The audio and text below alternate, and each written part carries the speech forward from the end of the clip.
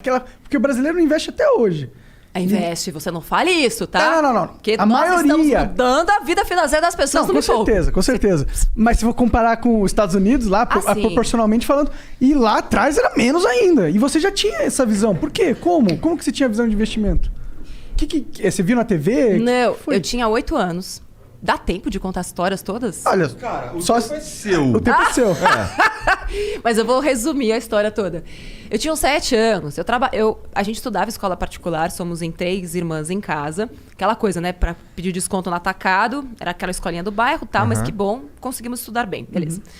E aí tinha a rica da classe, assim, né? Era classe média e tinha a rica. E aí ela chegou e falou, meu pai fez uma poupança, eu tinha uns 7 anos, pra gente ter um carro quando a gente fizer 18 anos. Natália, visionária desde aquela época, falou, caralho, velho, um carro.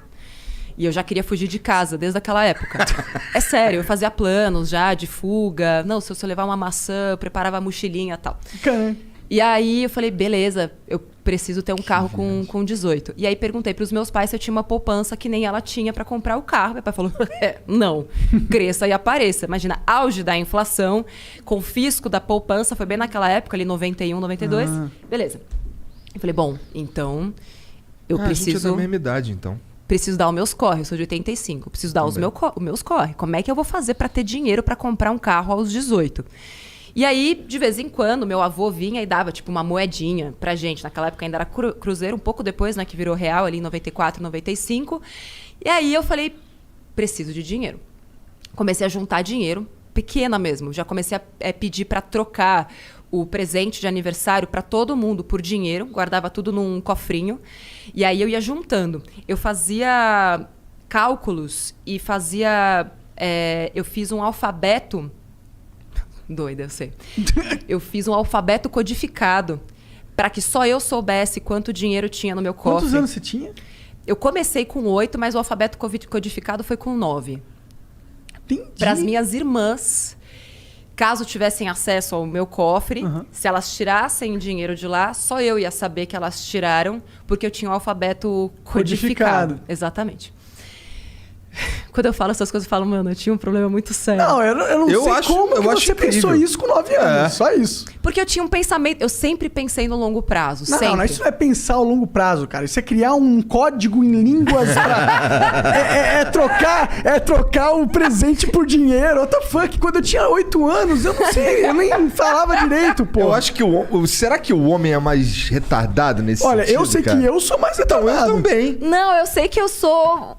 Assim, nunca conheci nenhuma história semelhante. Mas, de novo, depois estudando a economia comportamental e tudo mais, e assim, eu fui fiel ao meu plano até os 18 anos de idade. E quando eu percebi que eu não ia ter dinheiro suficiente fazendo só as manobras que eu usava, eu comecei a ganhar dinheiro das formas que eu podia. Então, eu... ia para 25 de março, comprava camiseta, fazia tie-dye e vendia na escola. Fazia umas pulseirinhas lá de barbante e vendia na escola. Promovia uns bazares na minha casa. Comecei a fazer propaganda, porque eu descobri... uma vez me chamaram para fazer teste de propaganda. Eu tinha uns 12, 13 anos e ganhei R$50 num dia.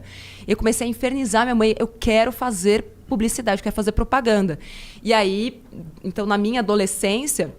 Fiz muito desse tipo de coisa. E aí, com 18 anos, naquela época, eu tinha R$6.800. Entendi. O que hoje equivaleria a R$25.000.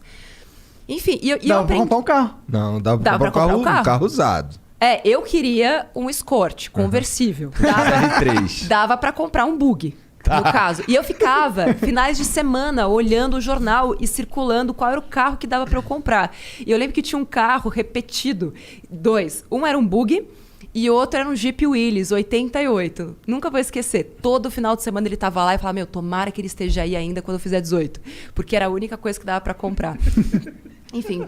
E o que aconteceu? Não tava... No fim das contas, a minha madrinha tinha feito, sem eu saber, um consórcio. Pra mim. No meu nome. E quando eu fiz 18 anos, ela foi contemplada. E eu nunca soube disso. Na sorte, assim? Na sorte. Vai lá. Aos 18. Eu não sei se ela deu um lance, porque eu odeio consórcio. Então, assim, Não é legal, não incentive consórcio. Não Minha mãe tá incentivo. fazendo um consórcio Não nesse incentivo. momento. Eu não gosto. consórcio. Eu fiz um consórcio pra comprar o primeiro carro e foi uma experiência meio bosta. Não gostei, não.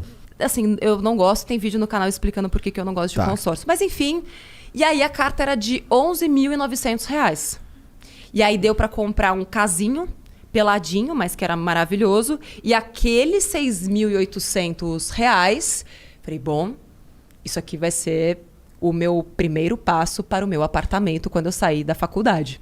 E aí que eu comecei a investir, porque até então eu nem sabia que existia investimento. Eu fico pensando, eu já fiz esse cálculo, né, de quanto dinheiro eu perdi dos 8 aos 18 Nossa. por não ter investido, nem que fosse na poupança, que naquela época até rendia. Hoje é uma bosta, tá? Poupança, não faça isso.